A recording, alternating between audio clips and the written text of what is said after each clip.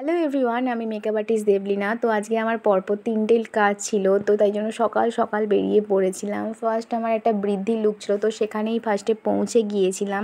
তো ক্লায়েন্ট আমাকে একদম নর্মাল চেয়েছিল, ডে লুকের মতন। তো সেই রকম তাকে সুন্দর করে সাজিয়ে দিয়েছিলাম। তোমরাই দেখে জানিও কেমন হয়েছে।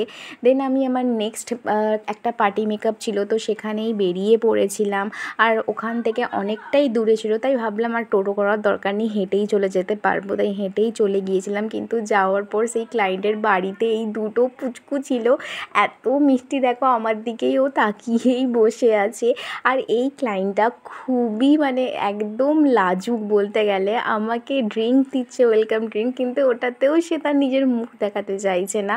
ও আমাকে ক্যামেরা অন করতেই দিচ্ছে না। কিন্তু আমার কাছে আমার ক্লায়েন্টের ভালো লাগা মন্দ লাগাটা আগে, ক্যামেরাটা নয়। কিন্তু সে তার নিজে ক্যামেরা ধরে একটুখানি ভিডিও করেছিল।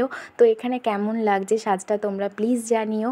তো তারপরে ও শাড়ি পরলো না, ও পরে শাড়ি পরবে এটাই আমাকে বলে রেখেছিল। দেন আমি আমার নেক্সট আরেকটা পার্টি মেকআপ লুকের জন্য বেরিয়ে পড়েছিলাম। আর তখন আমার মুখের অবস্থা দেখো।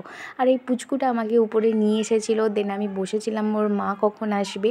তো ফাইনালি বৌদিভাই এসে গেল, আর আমাকে বলে দিয়েছিল কীরকম কী সাজবে। তো ক্লায়েন্টের রেকমেন্ড অনুযায়ী আমি সাজিয়ে দিয়েছিলাম।